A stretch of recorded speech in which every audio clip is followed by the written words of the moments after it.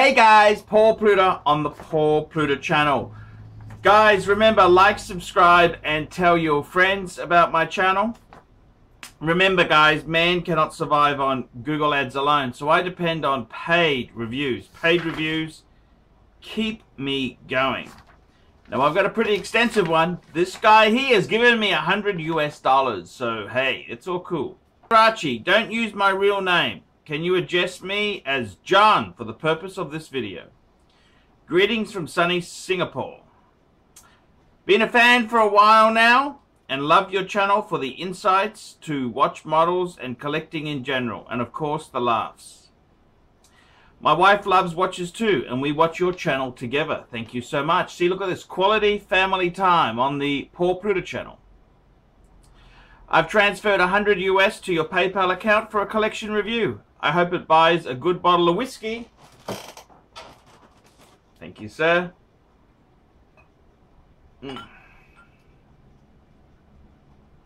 Gee, that's a dirty glass, Arch. I don't know when you last cleaned that. Okay. Hope it buys a good whiskey. Yes, yes, yes. Which you can enjoy while making the video. My 10 watch collection stretches over a period of 10 years, one watch per year. I bought my first luxury watch in 2007. I've written a fair bit about my watches and why I bought them in this email, but I know it will be too long for your YouTube video. So I've put them... Oh, he's on a short version. That's okay, we'll read it long. You paid big, you get the premium service. Okay. And you don't have to read this over YouTube, which basically means everything after the watch name, you don't have to read. It's just for sharing with you from one collector to another. But if you want to pick up a few points, feel free to do so. Please go ahead and do so. Attached to this email is one collection photo and one video which can show during the review. If you see the collection deserves close-up for the viewers, for the viewers.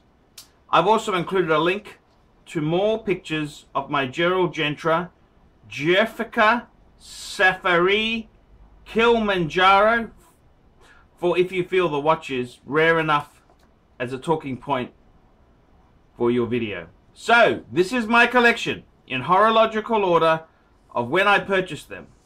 Okay, this is looking very exciting. I love a well thought out, balanced collection. Let's go. Okay, we got a Rolex pre-ceramic Submariner, date 16/6/10. The year was 2007. Me at 34 managed to put aside some cash for my first real watch. After speaking to some of my mates who were into watches, I was utterly confused. Each mate swore by certain brands: Tag Heuer, Breitling, Omega, Tudor, Rolex. And there wasn't the Archie Luxury channel back then. To a newbie, these names were all equal, and I've had the experience to discern one brand over another. What do? I went with the advice of the mate I trusted most. To cut a long story short, I went for the Rolex Submariner, a strong, recognizable brand and a model that was a cornerstone of horology and movie history. I bought this from an AD, but it was a small AD run by the family of a close friend. I trusted I got a good deal. I paid 7,000 Sing, about 5,100 US dollars. That's amazing buying, and just shows you how strong Rolex is as a brand. That's good buying. 16/6/10. I've owned one of those. I think they're a great model. I think the steel Submariner date's a great model. Okay, next piece. You had bought a Rolex Submariner 50th anniversary, the Kermit 16610 LV. Yes. After wearing and enjoying my black sub for a year, it felt lonely. My girlfriend, now my wife, was wearing a shitter of a watch called Juicy Couture, which I bought for her birthday. And I was wearing a real watch. I thought long and hard and hunted long for a watch we could wear as a couple.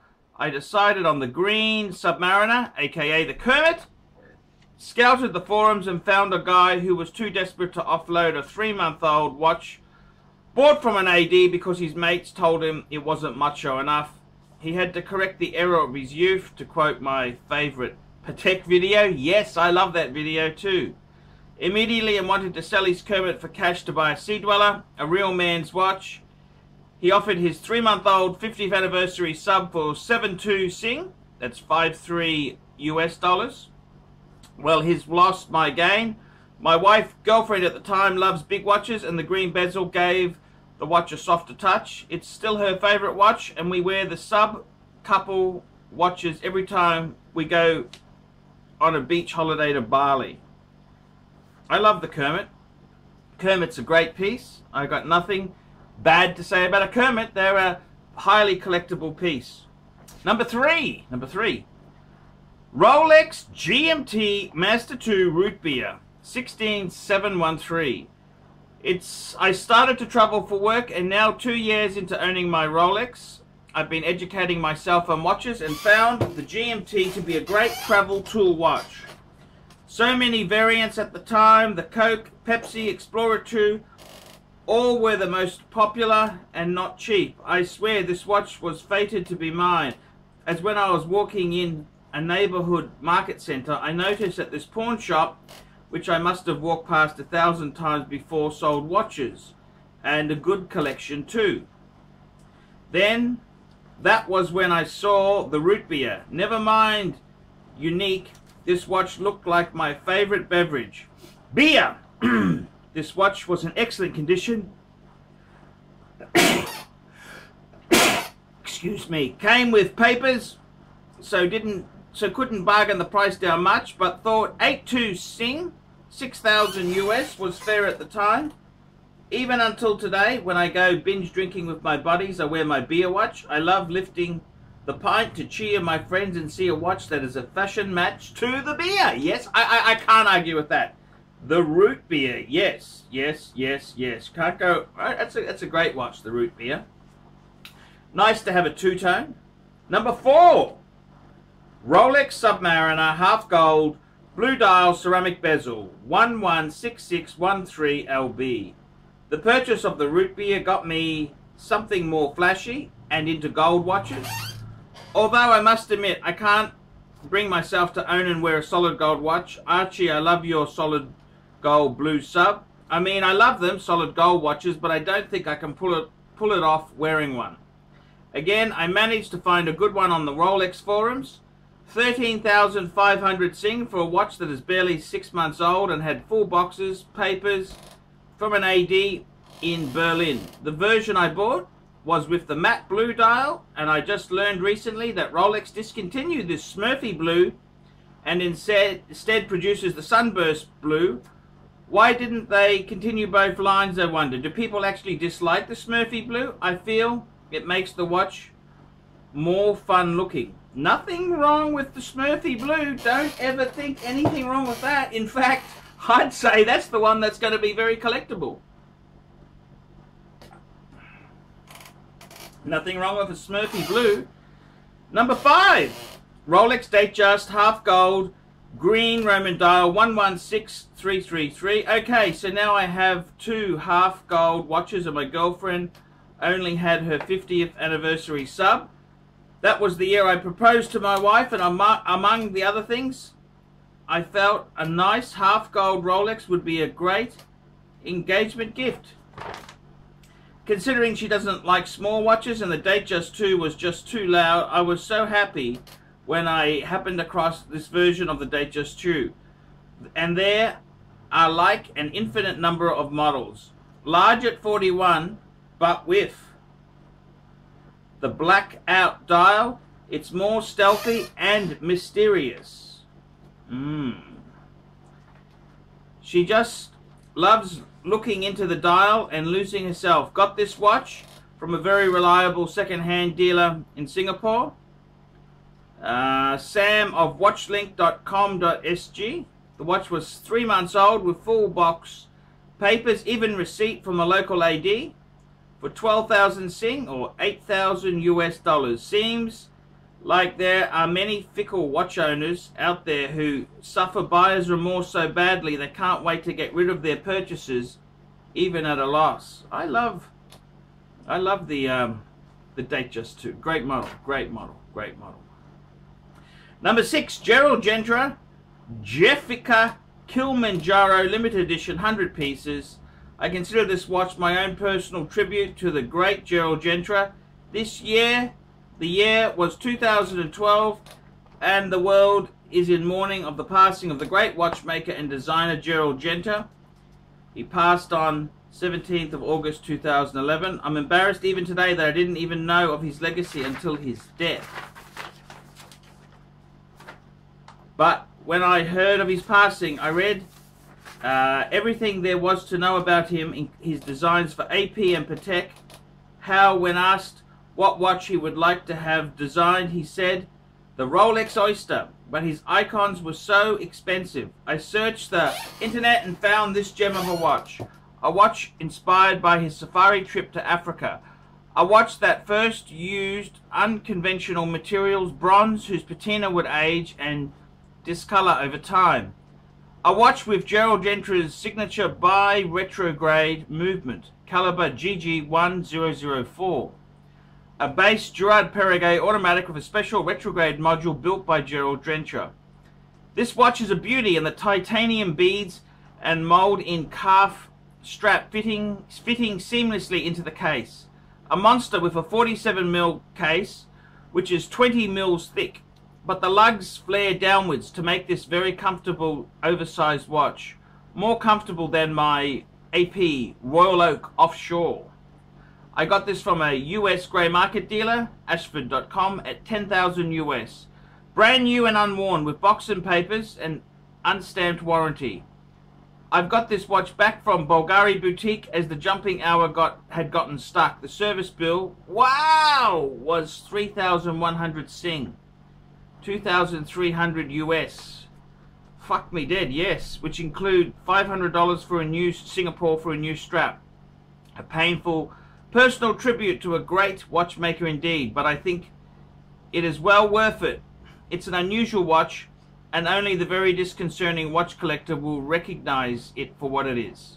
It can stand next to the AP Rue or the Patek Nautilus and still hold its own. The brilliance of the Gerald Genta. I've included more pictures of this watch. He's given me some pictures. I gotta be honest with you, they're Gerald Genta watches.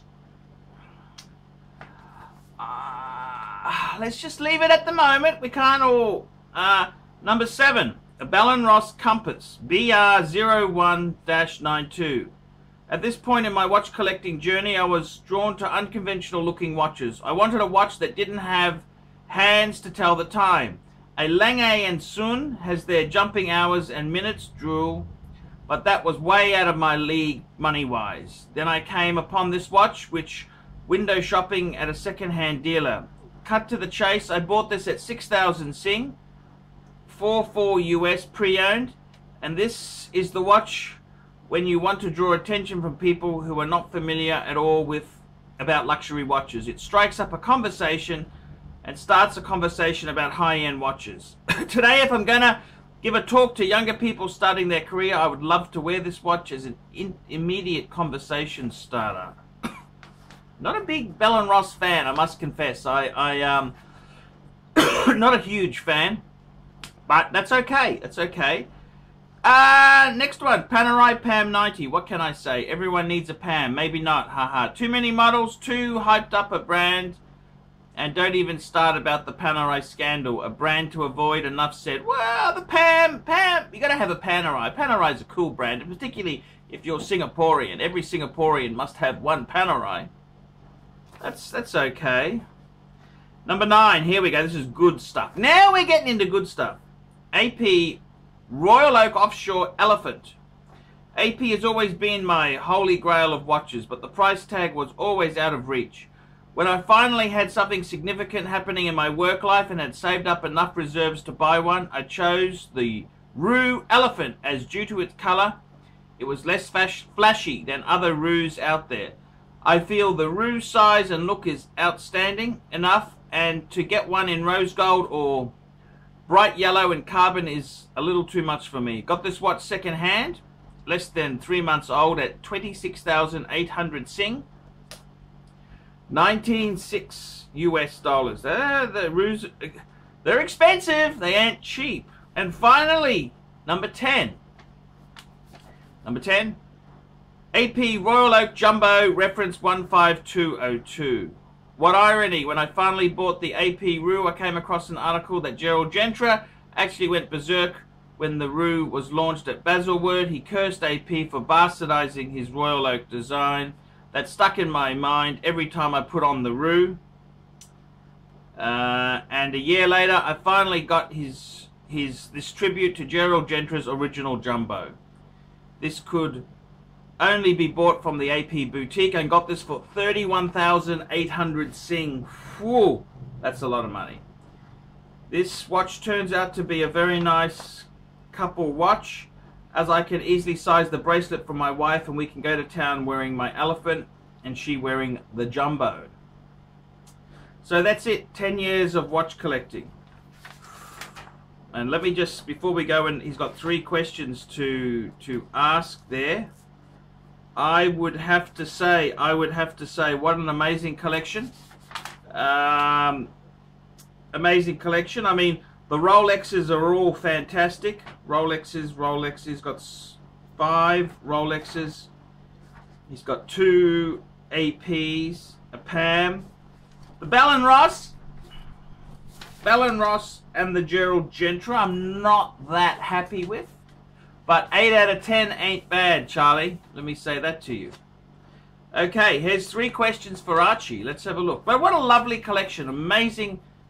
A lot of serious coin there. That's, don't forget, John, sometimes you have the big ups and you can have big downs. So, I got to tell you, this is an amazing collection. 2, really, I mean, that, the Jumbo, the 15202, that's a special tribute to the original 1970s Jumbo, 72. It came out. This is the 39mm. It does not have a second hand, does not have a screw-in crown. It's a tribute. This is a very special AP. It's a grail of mine, I must say. That's a magnificent watch. Okay, here's 3 questions, Arch. Number 1, life has been hard but good for me over these years. But it can all go shit, you never know. So if it does, and I need cash fast, if fortunes take a turn, in what order should I offload my collection? I would have to say the 2 pieces I dislike would have to be the Bell & Ross and the Gerald Gentry. Yes, I know it's a tribute to Gerald Gentry, but the 15202 is the best tribute you could ever get. So those 2 are the doggy ones, but I somehow suspect the dealers in Singapore will absolutely screw you. They're not going to pay much for those, that's for sure. They don't even want them, okay? So just be aware of that. I would say if you needed to cash out, I mean, to be honest with you, the Rolexes, the 5 Rolexes, that's what I'd be cashing out, because the APs are very, I mean, you can cash the APs out, but, you know, moving a very expensive watch, even in Singapore, which is a very wealthy country, I'd say your Rolexes, they're your ones which you can flick out and get back later on. So definitely, I think in what order? Well, there's a number of ways. I think realistically, if you really needed the money, I'd flick Rolexes. Unless you got a really good price for one of the APs, okay? But I somehow think the dealers will screw you big time. I think the Rolexes, they're definitely, they're like money in the bank. So that's what I would say. After the Rolexes, the PAMs are very soft at the moment, but that's not to say it won't recover. PAMs, on the forums, you can split them. So there is still a huge following for Panerais. I think the 2 that are unsellable are the Bell & Ross and the Gerald Gentry. And the APs, well, they're always, the APs, they're always big money. Big money. Can be, I reckon the gem in this collection is the 15202. That is the really cool piece there. So question 2, am I done with my watch collecting? Is there something missing in the collection? What watch would I really need to make the collection complete? Do I really need a Patek Nautilus? Whether or not I need a Patek, I'm actually looking to buy a watch for my wife, and I'm thinking of a Patek Ladies Nautilus. Is there any watch that you would recommend that I consider? Look, I really think, to be completely frank and honest with you there, I would seriously say to you, do you need a Patek? Look, if you've got 2 APs, no you don't. Definitely not. You need one amazing watch. Most people dream of having one amazing watch. You've got 2. I don't think you have to have a Patek. I got to be honest with you. I've bought women a few Pateks. They tend to be very delicate. I had a couple of Ellipse I've bought. They're kind of this was over 10 years ago. And then I bought one of my last wives. I bought a Patek 24. And I got to be completely honest with you.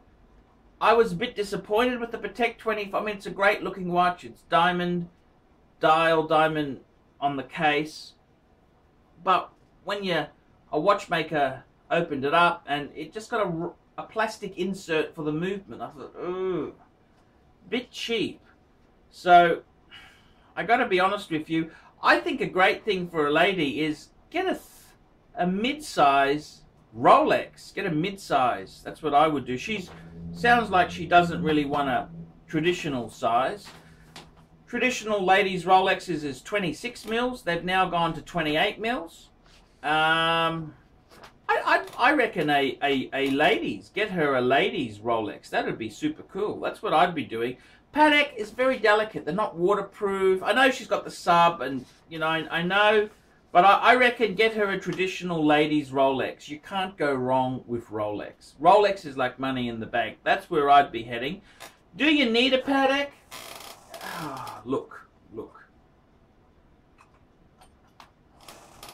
I don't think it's missing anything. I don't think your collection is terrible. You love your sports watches. Patek's more of a dress watch.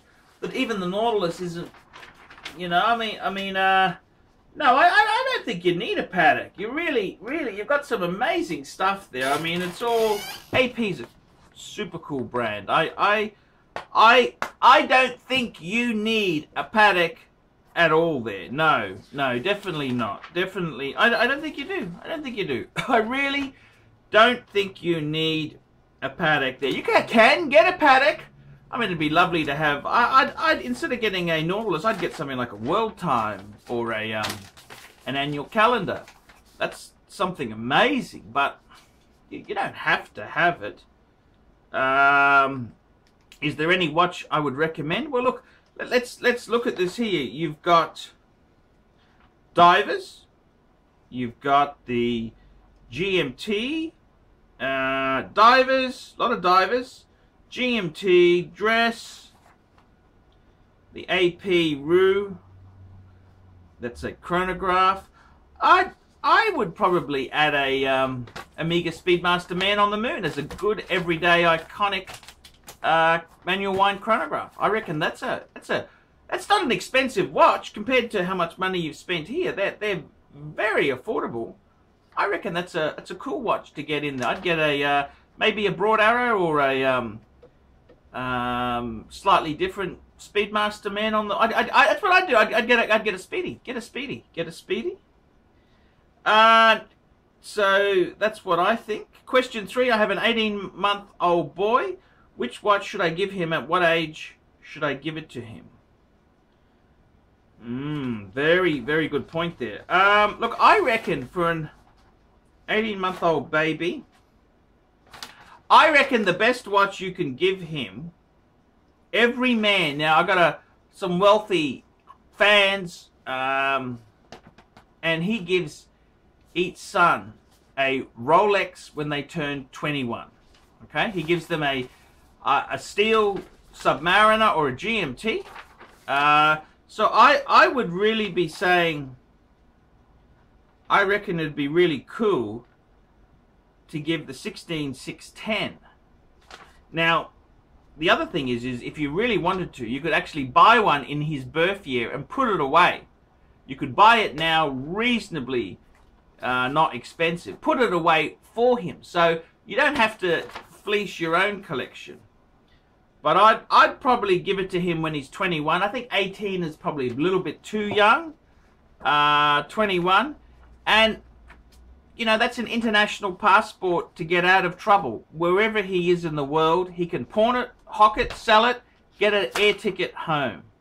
So I reckon steel stub. It's the watch that started your journey.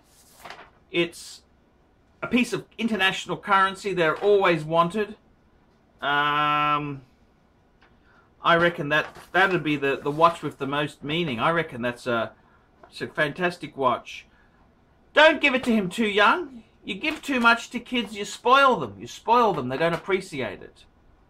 And I gave my 2 kids, I gave them boy-size watches when they were in high school, and both, these are the children from my first marriage, they asked me to sell it. And you've got to give it to them when they're mature enough to handle it. So I think 21's a great age. Don't give it too early. Give it to them when they're mature enough and can handle and appreciate it. Thanks, Archie. Do not put me on your to visit list.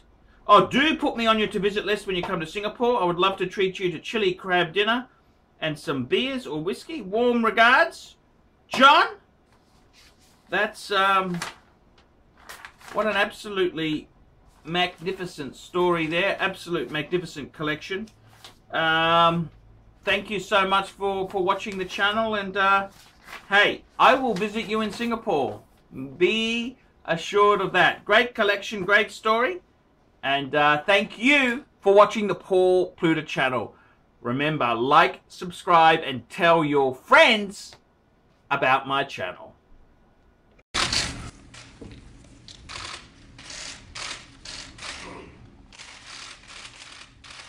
Okay.